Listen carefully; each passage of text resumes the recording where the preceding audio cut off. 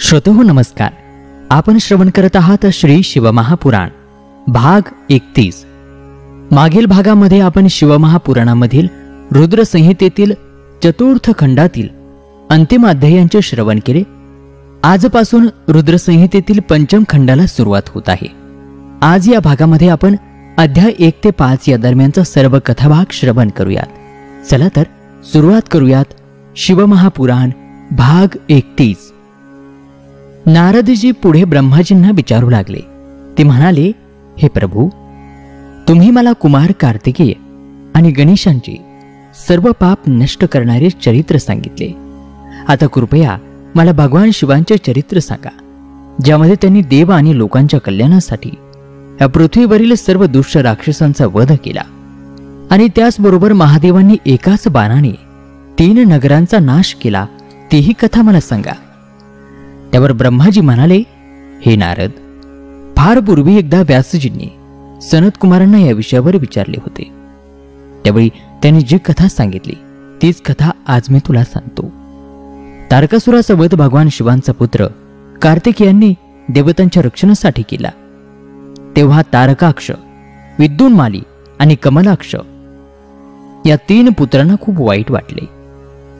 हे तिघेही तारकासुराचे पुत्र अतिशय बलवान, जितेंद्रिय, शूर होते, संयमी होते. पण देवतांनी त्यांचा पिता तारकासुराचा वध केल्यामुळे त्यांच्या मनामध्ये देवतांप्रती क्रोध उत्पन्न झाला आणि मग हे तिघेही आपापले राज्य सोडून मेरू पर्वतातील एका गुहेमध्ये गेले आणि तेथे मोठी तपश्चर्या करू लागले. त्यांनी आपल्या कठीण आणि उग्र तपाने ब्रह्मदेवाला प्रसन्न केले. त्या 3 राक्षसांना वरदान देण्यासाठी मी मेरू पर्वतावर गेलो. तिथे गेल्यावर मी तारकाक्ष, विद्युन्माली आणि कमलाक्ष यांना म्हणालो, हे महावीर राक्षसांनो, तुमच्या सर्वांच्या तपश्चर्याने मी प्रसन्न झालो आहे. तुम्हाला माझ्याकडून काय वरदान हवे आहे मागा, मी तुमची इच्छा नक्कीच पूर्ण करीन. ब्रह्मदेवांचे हे शब्द ऐकून 3 तारक पुत्रांना खूप समाधान वाटले आणि मग ते माझ्या पाया पडून माझी स्तुती करू लागले.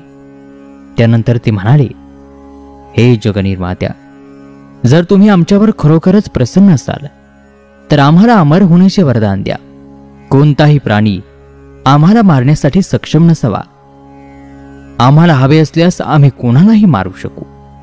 प्रभू, आम्हाला हे वरदान द्या की आम्ही आमच्या शत्रूंना मारून या त्रिलोक्याला मुक्तपणे फिरू शकू.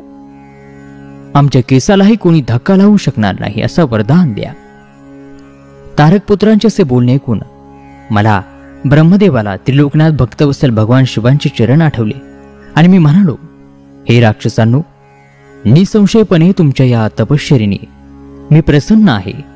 परंतु प्रत्येक जण अमरत्व प्राप्त करू शकत नाही. हा निसर्गाचा नियम आहे की जो जन्माला येईल त्याचा मृत्यू निश्चितच आहे. म्हणून याशिवाय दुसरे वरदान मागा, मी ते वरदान नक्की पूर्ण करेल. माझ्याकडून असे शब्द ऐकून 3 तारकपुत्र काही काळ विचारामध्ये गढून गेले आणि त्यानंतर ते म्हणाले, प्रभू, जर आम्ही तिघेही खूप मजबूत आहोत तरी आमच्याकडे राहण्यासाठी जागा नाही जे पूर्णपणे सुरक्षित आहे आणि ज्यामध्ये शत्रू प्रवेश करू शकत नाहीत. प्रभू, आमच्या 3 भावांसाठी असे 3 शहर बांधा, 3 नगर निर्माण करा जे पूर्णपणे सुरक्षित असतील. ही अद्भुत 3 नगरे संपूर्ण संपत्ती आणि वैभवाने सुशोभित असावीत आणि सर्व शस्त्रसामग्रीही तिथे असावी आणि कोणीही त्यांचा नाश करू शकणार नाही. मग तारकाक्षाने सोन्याची नगरी, कमलाक्षाने चांदीची आणि विद्युन्मालीने लोखंडाची नगरी मागितली. चंद्र पुष्य नक्षत्रात असताना अभिजात मुहूर्तावर हे 3ही नगरे एकत्र येतील. हे 3 राजवाडे आकाशातील त्या निळ्या ढगांमध्ये एकमेकांच्या वर असतील आणि सामान्य लोकांना कोणालाही दिसणार नाहीत. 1000 वर्षानंतर जेव्हा पुष्करवर्त नावाचे काळे ढग त्यांच्याद्वारे पाऊस पडत असेल, त्यावेळी जेव्हा 3 महल एकत्र येतील तेव्हा सर्वांचे वंदनीय भगवान शिव असंभव रथावर आरूढ होऊन एकाच बाणाने या नगरासहित आमचाही वध करोत. अशा प्रकारे तारकपुत्रांचे ते वरदान ऐकून मी त्यांना तथास्तु म्हणत त्यांना इच्छित वरदान दिले आणि मी माझ्या लोकी परत आलो. मायेने मोठ्या परिश्रमाने तारकासाठी सोन्याचे, कमलाक्षासाठी चांदीचे आणि विद्युन्मालीसाठी लोखंडाचे हे नगर निर्माण केले. तिन्ही नगर सर्वसाधारण आणि सुविधांनी संपन्न होते. या तिन्ही लोकांच्या निर्मितीनंतर ते तिघेही आपापले लोके गेले आणि मायेने त्यांना एकावर एक आकाशामध्ये, एका स्वर्गात, एक पृथ्वीवर स्थिर केले. त्यानंतर तिन्ही राक्षसांच्या आज्ञेनुसार मायाही तेथे राहू लागली. तारकाक्ष, कमलाक्ष आणि विद्युन्माली हे तिघेही सदैव शिवभक्तीत तल्लीन असायचे. अशा प्रकारे तिन्ही राक्षस आता आपापल्या संसारामध्ये आनंद घेऊ लागले. नारदजी पुढे म्हणाले, हे परमपिता, तारकासुराचे 3 पुत्र तारकाक्ष, कमलाक्ष आणि विद्युन्माली जेव्हा आपापल्या संसारामध्ये सुखाने राहू लागले तेव्हा पुढे काय झाले? मग ब्रह्माजी म्हणाले, हे नारद, तारकपुत्राच्या तिन्ही नगरांच्या अद्भुत तेजाने भगवान इंद्रासह सर्व देव दुःखी झाले आणि ब्रह्मलोकामध्ये आश्रय घेण्यासाठी आले. तिथे येऊन मला नमस्कार केल्यानंतर देवतांनी त्यांचे दुःख कथन करायला सुरुवात केली. ते म्हणाले, हे ब्रह्मदेव, तारकाक्ष, कमलाक्ष आणि विद्युन्माली या तीनही तारकपुत्रांनी आम्हा देवतांना क्रोधित केले आहे. हे प्रभू, आम्ही सर्व तुमच्याकडे आमचे रक्षण करण्याची मागणी घेऊन आलो आहोत. आम्हाला काहीतरी उपाय सांगा, जेणेकरून आम्ही या दुःखापासून दूर होऊ आणि आम्ही पूर्वीप्रमाणेच सुखाने आनंदाने राहू शकू. हे ऐकून मी त्यांना म्हणालो, देवतांनो, तुम्ही तारकपुत्रांना घाबरण्याची काही गरज नाही. तुमच्या इच्छेनुसार त्यांना मारण्याचा उपाय मी तुम्हाला सांगतो. मी त्या तिन्ही राक्षसांना वरदान दिले, त्यामुळे मी त्यांना मारू शकत नाही. म्हणून तुम्ही सर्वांनी भगवान शिवांकडे जा. या दुःखाच्या काळामध्ये तेच तुम्हाला मदत करतील. तुम्ही त्यांच्याकडे जा, त्यांना प्रसन्न करा. ब्रह्मदेवांचे हे शब्द ऐकून देवराज इंद्राच्या नेतृत्वाखाली सर्व देव कैलास पर्वतावर भगवान शिवांकडे गेले. तेथे सर्वांनी भक्तिभावाने शिवांना नमस्कार केला, त्यांची स्तुती करू लागले. त्यानंतर देव म्हणाले, हे महादेव, तारकासुराच्या 3 पुत्रांनी आमचा पराभव केला आहे. एवढेच नव्हे तर त्यांनी सर्व ऋषीमुनींनाही बंदी केली आहे. त्यांना यज्ञ करू देत नाहीत. सगळीकडे कोलाहल आहे. या त्रिलोकाला त्यांनी आपल्या ताब्यामध्ये घेतले आहे आणि सर्व जगाचा नाश करण्यामध्ये ते आता मग्न आहेत. या तिघांना ब्रह्मदेवांनी अमर होण्याचे वरदान दिले आहे. या कारणास्तव ते 3ही शक्तिशाली राक्षस मदिरेच्या आहारी गेले आहेत आणि मानवांना आणि देवांना विविध प्रकारे त्रास देत आहेत. हे दयाळू भगवान, आम्ही सर्व देवता व्यथित झालो आहोत आणि या आशेने तुमच्या आश्रयाला आलो आहोत की तुम्ही आम्हा सर्वांचे त्या 3ही राक्षसांपासून रक्षण कराल आणि या पृथ्वी स्वर्गाला त्यांच्या दहशतीपासून मुक्त कराल. हे प्रभू, या जगाचा नाश करण्यापूर्वी कृपया आम्हा सर्वांचे त्यांच्यापासून रक्षण करा. ब्रह्माजी पुढे म्हणाले, हे नारद, अशा प्रकारे सर्व देवतांनी त्रिलोकीनाथ भगवान शिवांना तारकासुराच्या त्या 3 पुत्रांच्या दहशतीबद्दल सर्व काही सांगितले. मग सर्व गोष्टी ऐकून भगवान शिव म्हणाले, हे देवतांनो, तुमचा त्रास मला कळालेला आहे. तारकाक्ष, कमलाक्ष आणि विद्युन्माली यांनी तुम्हाला खूप त्रास दिला आहे हे मला माहीत झाले. पण तरीही ते तिघे पुण्य कार्यामध्ये मग्न आहेत. ते तिघेही माझे भक्त आहेत आणि ते नेहमी माझ्या ध्यानामध्ये मग्न असतात. मी माझ्या भक्तांना कसे मारणार? तारकपुत्र हे तिघेही पुण्यवान आहेत. बलवान असण्यासोबत त्यांच्यामध्ये भक्तीही आहे. जोपर्यंत त्यांचे पुण्य संपत नाहीत, माझी उपासना करणे ते सोडत नाहीत, तोपर्यंत त्यांना मारणे अशक्य आहे. कारण स्वतः भगवान ब्रह्मदेवांच्या मते मित्राच्या विश्वासघातापेक्षा मोठे पाप नाही. जेव्हा ते 3 राक्षस माझी नित्यनेमाने पूजा करतात तेव्हा कोणतेही ठोस कारण नसताना मी त्यांना का मारू? हे देवतांनो, मी यावेळी तुम्हाला मदत करू शकत नाही. म्हणून तुम्ही सर्वजण श्रीहरी विष्णूंकडे जा, तेच तुम्हाला वाचवतील. भगवान शिवांची आज्ञा मिळताच सर्व देवतांनी त्यांना पुन्हा हात जोडून नमस्कार केला आणि मग श्रीहरी विष्णूंना भेटण्यासाठी त्यांचे निवासस्थान असलेल्या वैकुंठ लोकाकडे हे सर्व निघाले. त्यांनी मला ब्रह्मदेवालाही सोबत घेतले.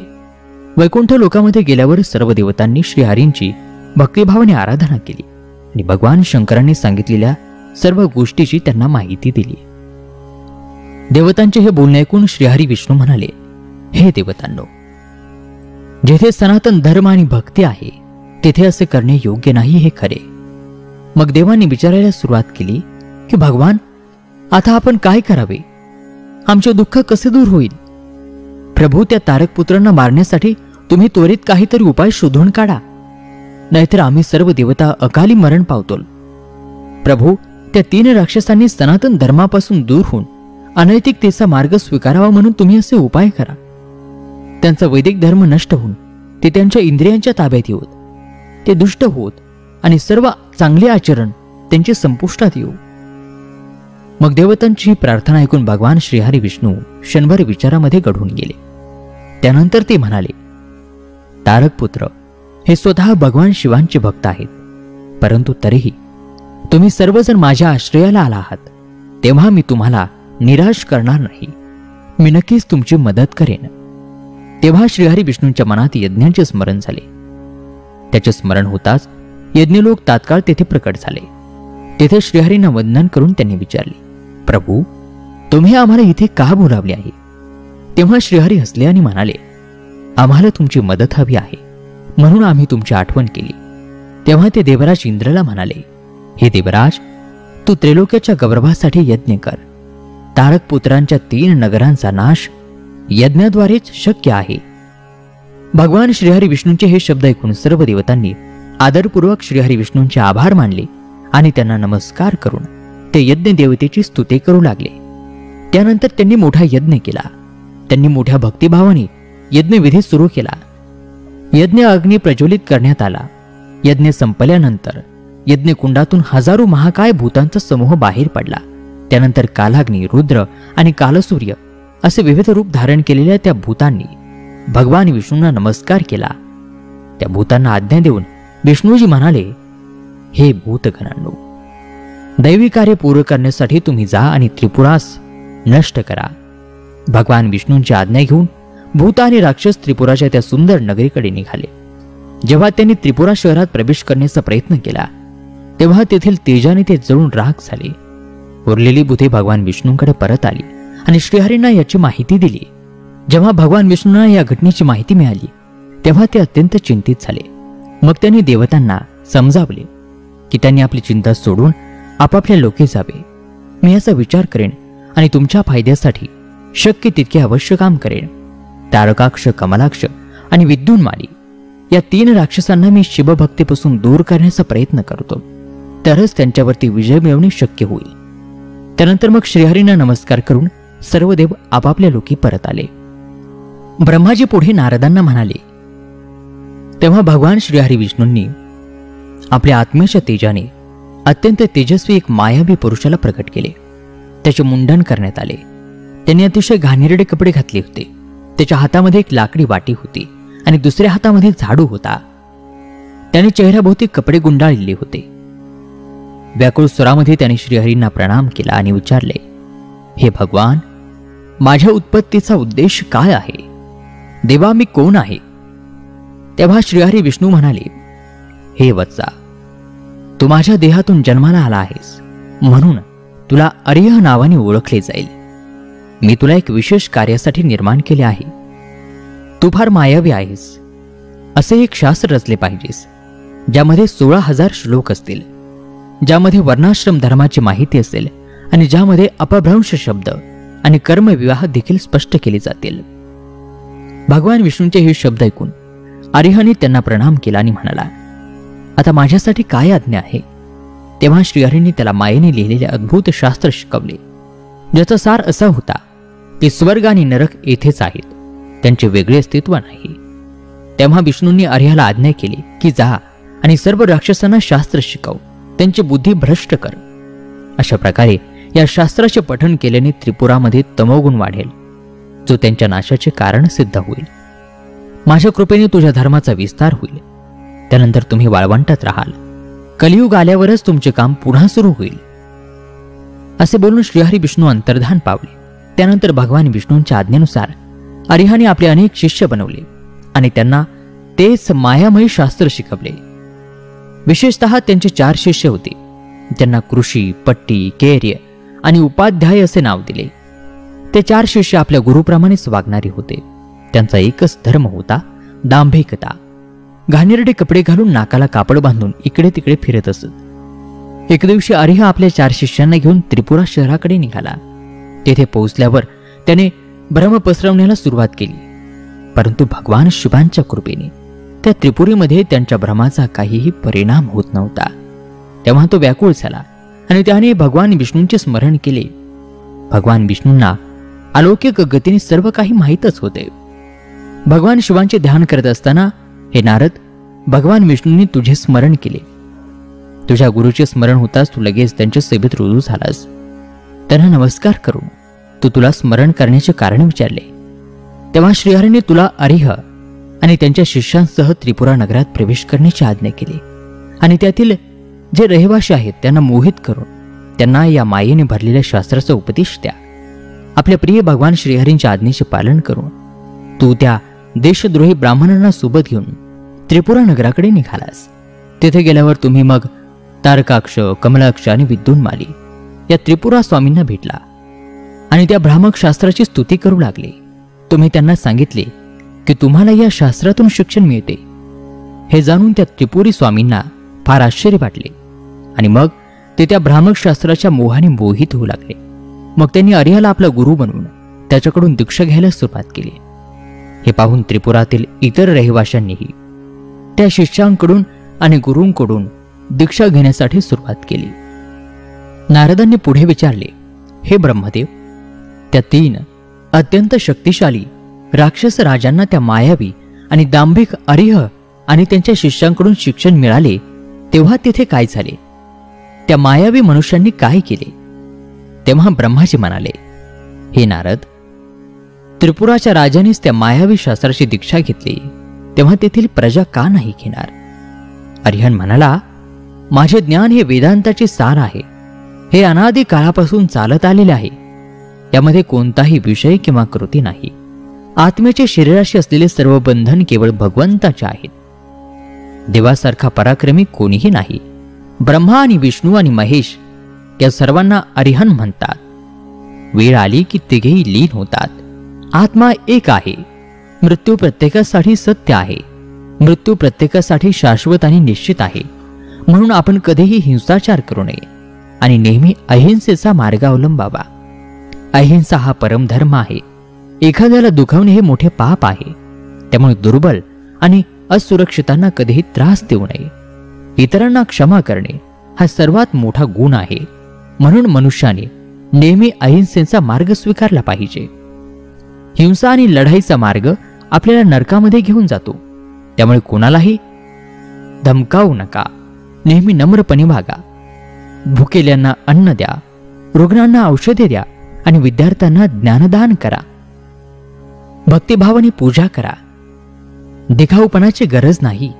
मन शुद्ध ठेवा आणि 12 स्थानांची पूजा करा, ज्यामध्ये 5 इंद्रिय, 5 ज्ञानेंद्रिय, मन आणि बुद्धी यांचा समावेश आहे. स्वर्ग आणि नरक दोन्ही पृथ्वीवरच आहेत.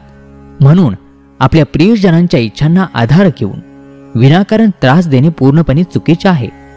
शांतपणे आणि आनंदाने मरणे म्हणजेच मोक्ष प्राप्ती होय. हवनाच्या अग्नीमध्ये तेल, तूप, पशुपक्षी यांना अर्पण करणे आणि स्वर्गप्राप्तीची इच्छा ठेवणे हे मानवतेचे नाही. अशा प्रकारे त्या राक्षस राजांना आपले जीवन तत्वज्ञान सांगितल्यावर अरिह त्या नगरातील रहिवाशांना म्हणाला की मनुष्याने नेहमी आनंदाने जगले पाहिजे. आनंद हेच ब्रह्म आहे आणि परमब्रह्माची प्राप्ती ही केवळ कल्पना आहे.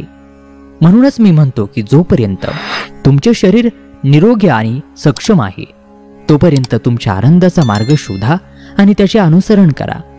अन्यथा म्हातारपण लवकरच तुमच्यावर येईल आणि तुमचे शरीर नष्ट होईल. म्हणून सुज्ञ लोकांनी स्वतःच्या सुखाचा शोध घ्यावा. वेदही माझ्या मुद्द्याला पाठिंबा देतात. जाती जातीच्या बंधनामध्ये अडकून माणसाने कधीही कोणाला हीन समजू नये. सृष्टीच्या आरंभी ब्रह्माजींचा जन्म झाला. त्यांना दक्ष आणि मरीची असे 2 पुत्र होते. मरीचीचा मुलगा कश्यप याने दक्षांच्या 13 मुलींशी धार्मिक पद्धतीने विवाह केला. त्यानंतर प्रजापतीच्या तोंड, हात, मांड्या आणि पाय यापासून वर्णांचा जन्म झाला असे म्हणतात. पण या सर्व गोष्टी चुकीच्या वाटतात. कारण एकाच शरीरातून जन्मलेल्या सर्व पुत्रांची रूपे वेगवेगळी कशी असू शकतात? त्यामुळे जातीभेद अयोग्य मानला पाहिजे. ब्रह्माजी पुढे म्हणाले, अशा प्रकारे अरिह नावाच्या त्या धार्मिक आत्म्याने आपल्या वाणीद्वारे तारकाक्ष, कमलाक्ष आणि विद्युन्माली या 3 राक्षसांना आणि तेथील निवासी लोकांना वेदमार्गापासून दूर केले. त्याचवेळी त्यांनी पवित्र स्त्रियांचा पतिव्रता धर्म आणि पुरुषांचा जितेंद्रिय धर्म नाकारला. धर्मयज्ञ, तीर्थयात्रा, भक्ती आणि धर्मग्रंथ यांचेही त्यांनी खंडन केले. विशेषतः त्यांनी सर्वांना भगवान शिवांची पूजा न करण्याचे प्रोत्साहन दिले आणि सर्व देवतांची पूजा आणि उपासना व्यर्थ असल्याचे वर्णन केले. अशा प्रकारे त्या आर्याने आपल्या खोट्या धर्माने आणि ढोंगीपणाने संपूर्ण पुरातील लोकांना मोहित केले. अशा प्रकारे तिथे अधर्म पसरला. त्यानंतर भगवान श्रीहरी विष्णूंच्या भ्रमामुळे, त्या मायेमुळे त्या त्रिपुरामध्ये त्यांचा अनादर पाहून देवी महालक्ष्मीनेही ते स्थान सोडले. आणि श्रोते हो, याच बरोबर शिवमहापुराणातील भाग 31 या ठिकाणी समाप्त होत आहे. उर्वरित दिव्य कथा पुढील भागामध्ये. तोपर्यंत नमस्कार, धन्यवाद. ओम नमः शिवाय.